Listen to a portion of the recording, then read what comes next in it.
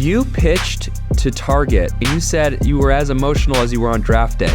Man, because as an entrepreneur, you hear so many different no's. I always tell founders, you get a chance to go in there, you're in the CPG space, go, because where else can you get free advertisement with 8 million people? It's an isolating journey at times. If there's no off switch, if you're not intentional about creating space for rest and recovery, you're not gonna have any. In year 3 is when you started Hustle Clean. Well, at that point for me, I had been fired twice already in the NFL. The most obvious thing in entrepreneurship that entrepreneurs still don't do enough. It's like talk to their customers.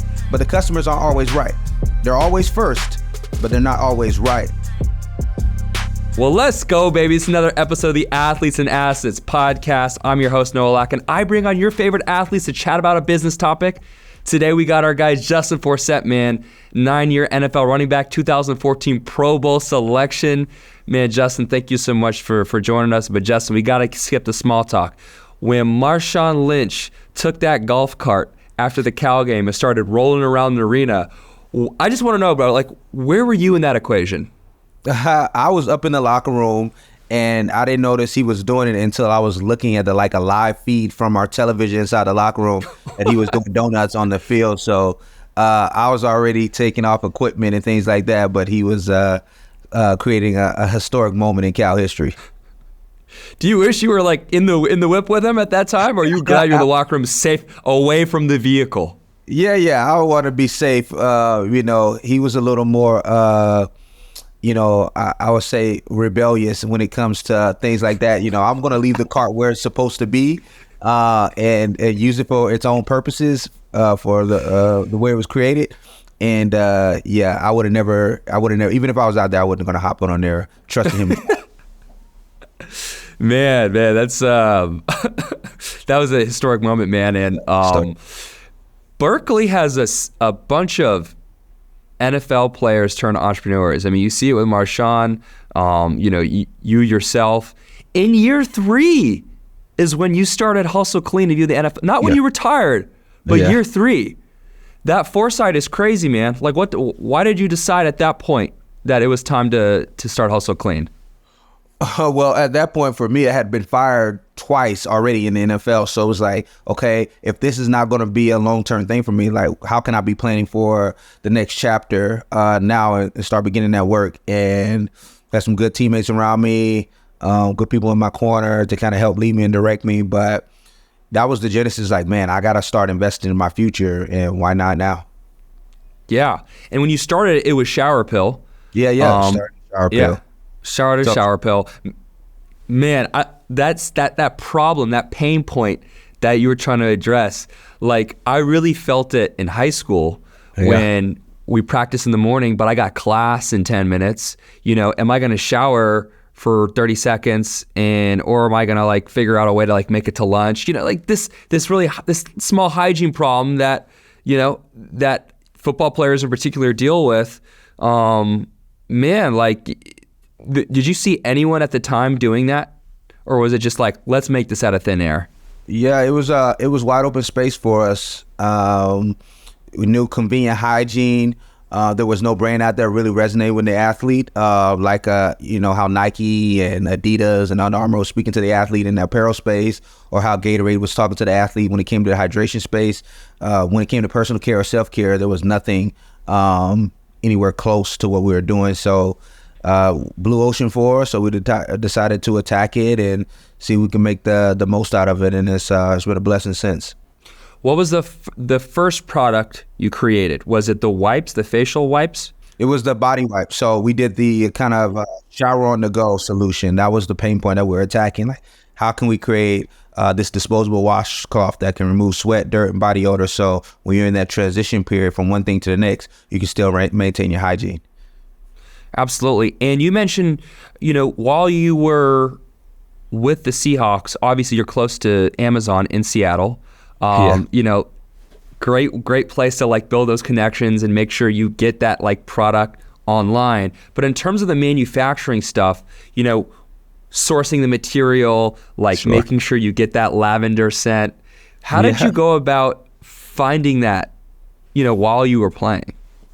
My partners did a really good job of just helping source some of that stuff while I was, busy doing football, just helping out, Googling like what manufacturers are specialized within this space, what kind of substrate that we're looking for, working with the lab to make sure the ingredients wasn't too harsh on the skin because we're working with athletes, making sure the product and the material was tough enough to endure not only someone my size is 5'8", 190 pounds, but also somebody that's 6'5", 300 pounds. Like we had to have that balance of making sure that it was soft and that it was pleasant on the skin, but also tough and durable to last.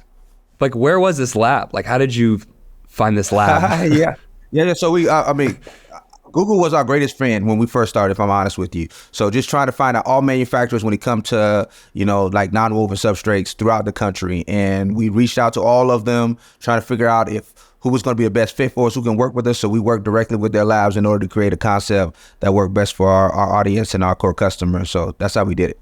Just geographically, was the lab in Texas, or did you find one in No, we back found in a Washington? couple. So we found a couple from the East Coast, the West Coast. I don't think we had anything here in the South, but Midwest. So we had 3 different regions that we were working with, and that's how we narrowed it down. Yeah, man. So like when you're on this mission to get rid of mustiness for all football players trying to keep it moving, I'm curious, what were those initial conversations when you realized how much it took to make a body cloth, and then like what was the conversations about pricing? First Sure. Initially, like, okay, this is how much it costs to make. Like, how are we going to price this thing? Yeah. So for us, we, again, knowing what kind of brand that we wanted the best quality. Because within the wipe space, the only thing that was close at the time was just like baby wipes, wet wipes were like really cheap quality, things that wouldn't stand the test of time. So we knew we had to have a little higher price point, but also knowing like some of the accessories that our customers were buying, what were they willing to pay for a concept like we were trying to put out?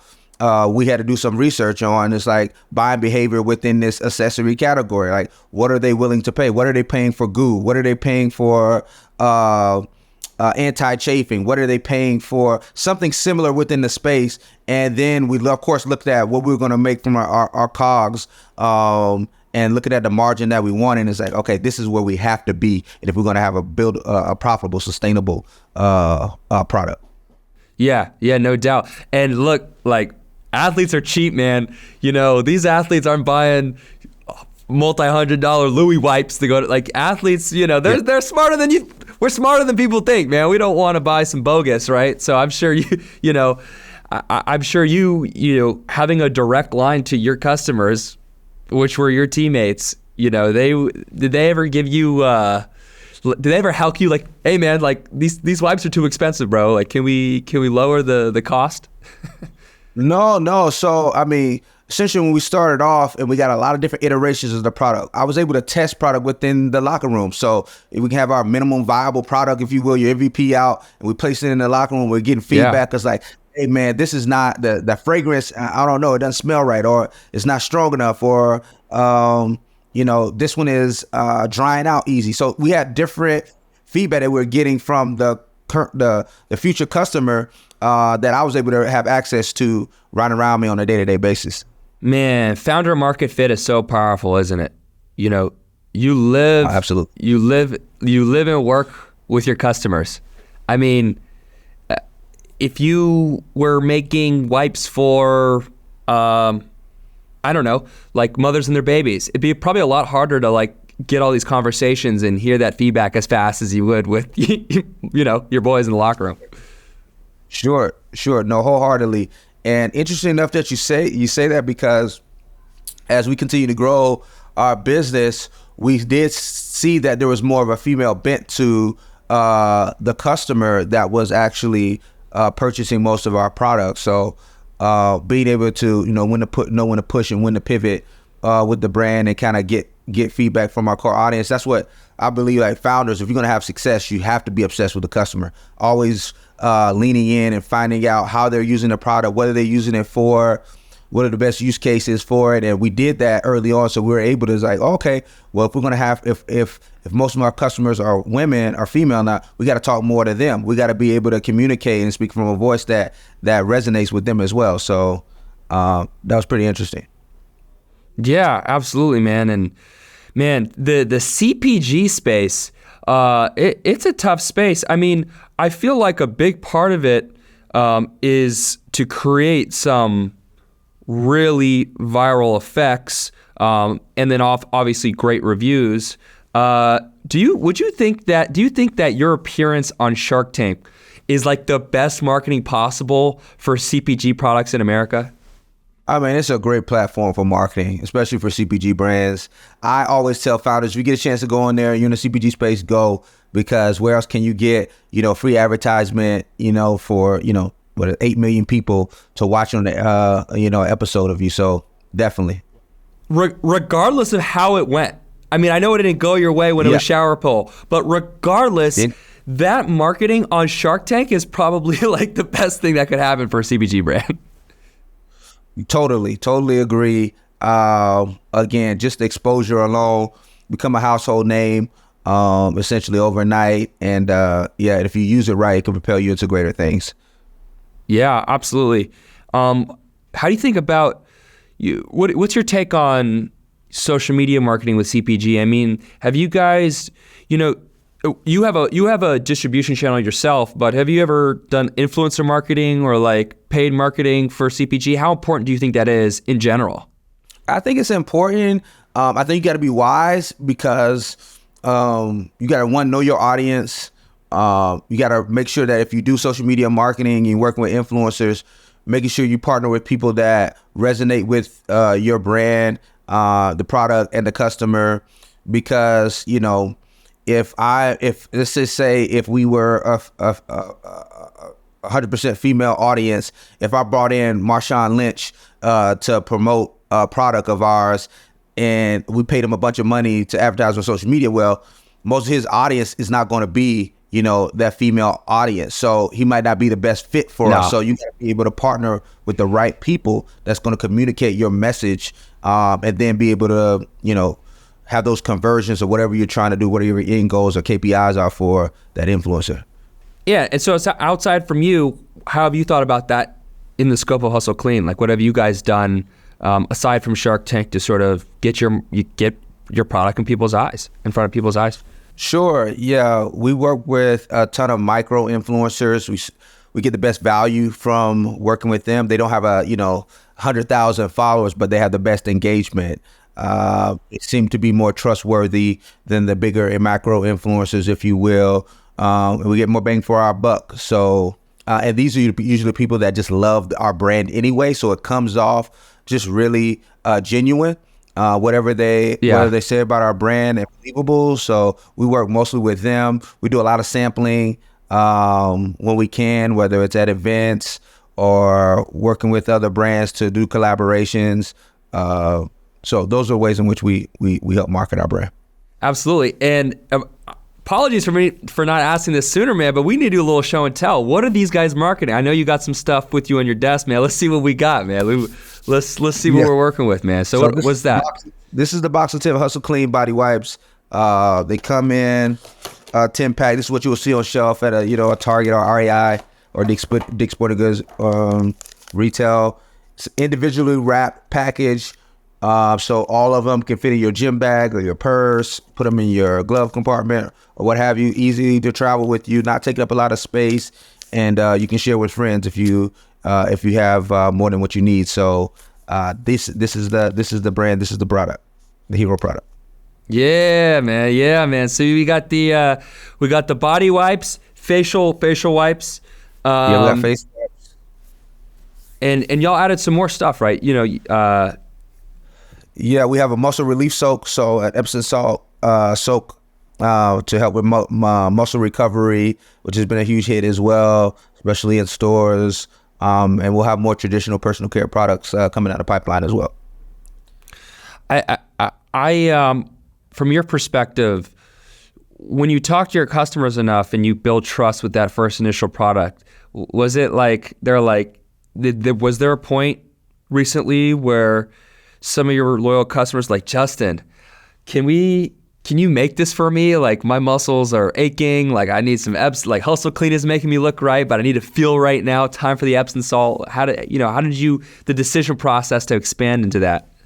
Again, it always stems back to being obsessed with the customer. So we always communicate with the customer, whether it's me seeing somebody come through on Shopify and reaching out and say, hey, how did you like our product? How did you hear about us? Like, what else are you using within the space? What would you like to see from us? And even bringing on like these little focus groups from our customer base to talk to them about what iterations would they like to see? How can we make our products better?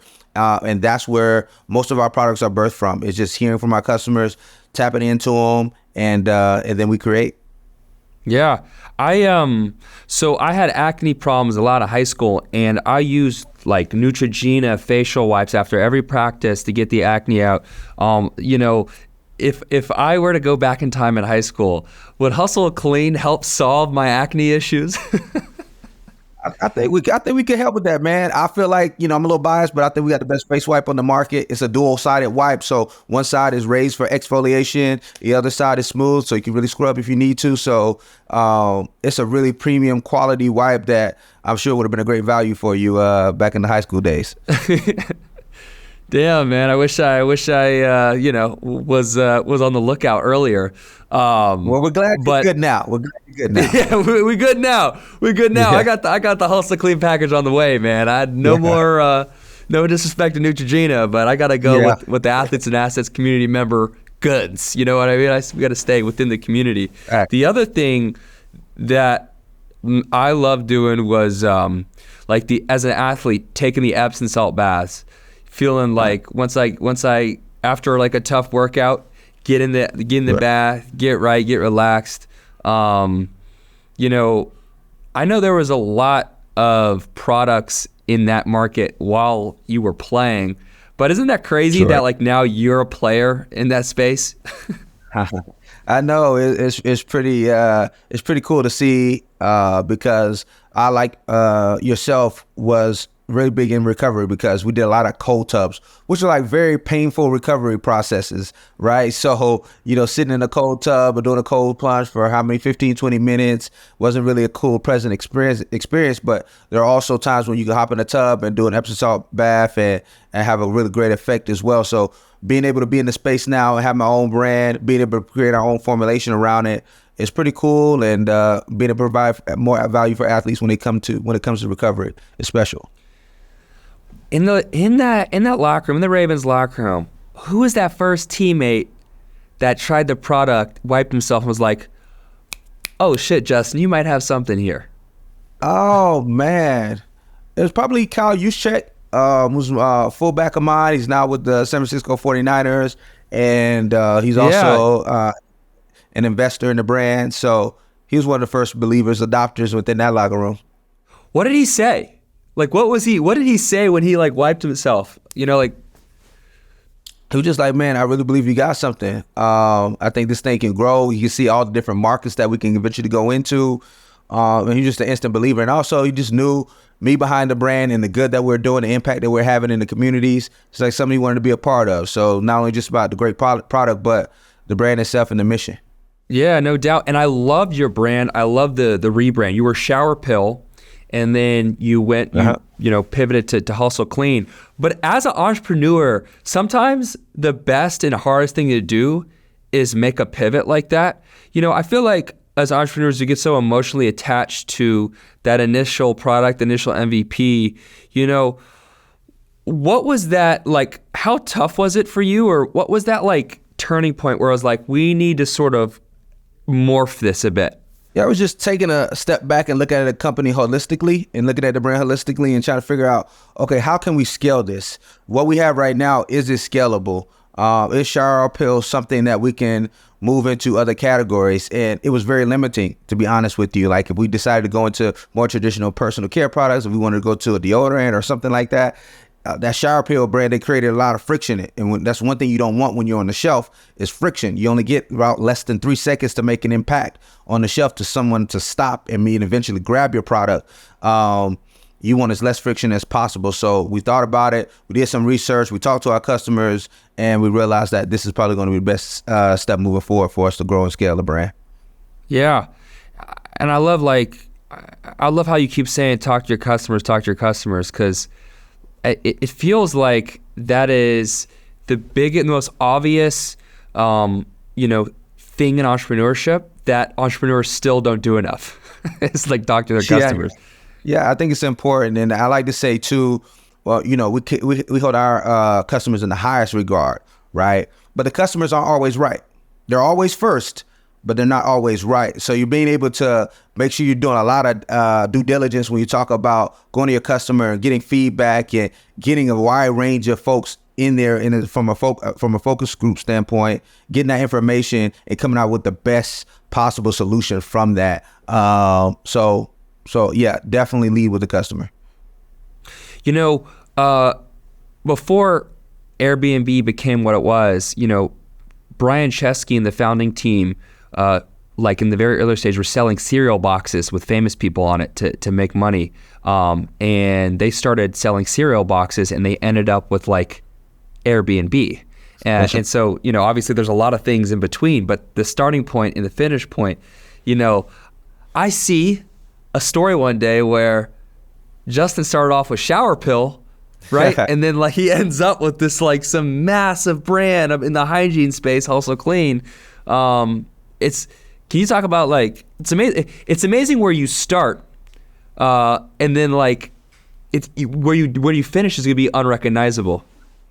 Sure. I mean, there's a number of brands that have that story. I think of Gymshark is one that started off like in the supplement space and then pivoted to an athleisure brand.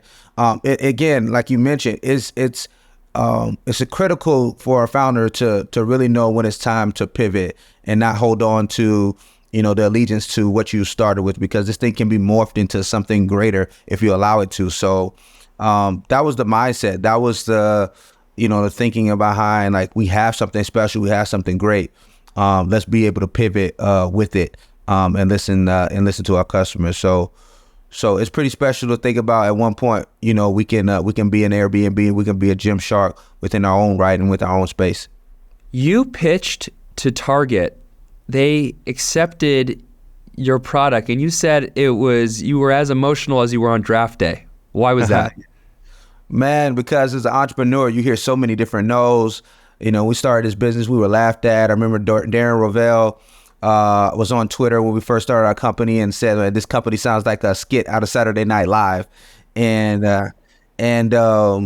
you just put a lot of time in. Like, football was hard, but entrepreneurship can be extremely difficult because it weighs on you not only physically but mentally. It's an isolating journey at times. There's no off switch. If you're not intentional about creating space for rest and recovery, you're not going to have any. So it was just a lot of work, a lot of blood, sweat, and tears into the business. So when we got that big milestone of grabbing Target, what we see as a high caliber retailer, it was pretty emotional. That's incredible, man. And like, was there someone that told you no, like a retailer that told you no, that just lit a fire on your ass, put a chip on your shoulder? Man, there was a lot of no's along the way from a lot of different retailers.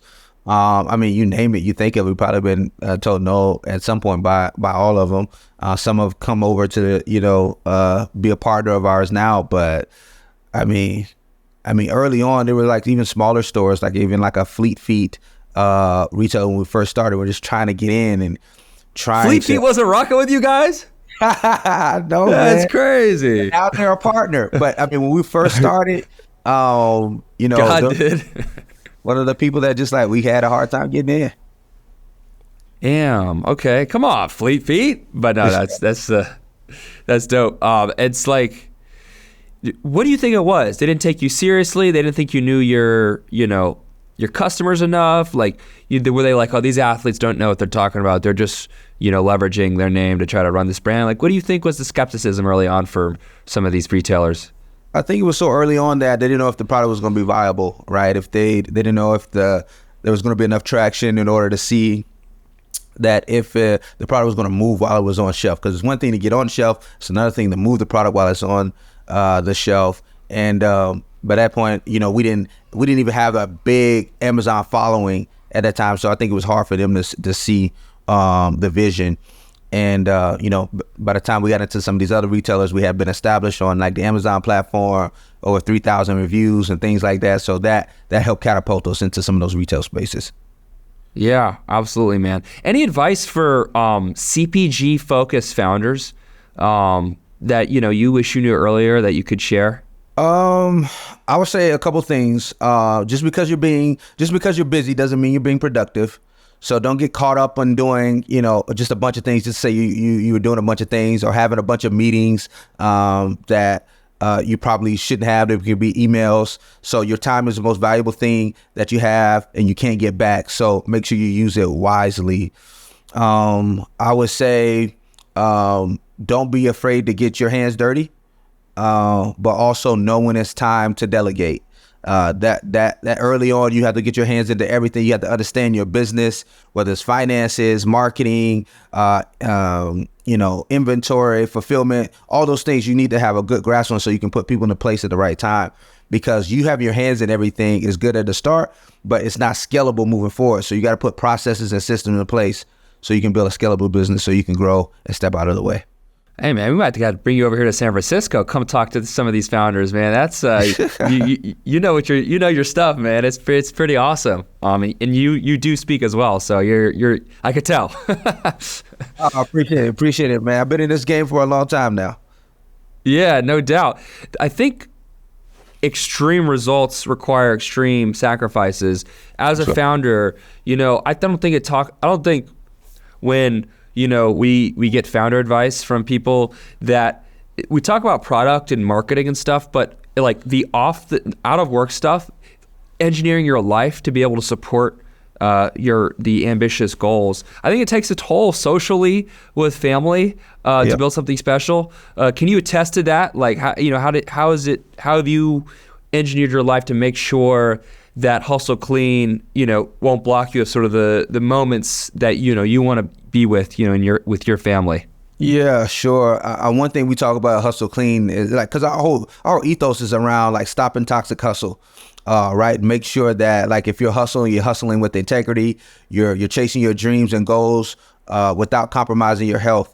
And we got to live that on our side as founders, right? That means that you own your hustle. Your hustle doesn't own you. So, you got to carve out time for your family. You got to be intentional about, you know, carving out time for rest and recovery to recharge so you can be at your best self and show up as your best self day in and day out. I know the whole adage is like when you wake up, you want to hit the ground running.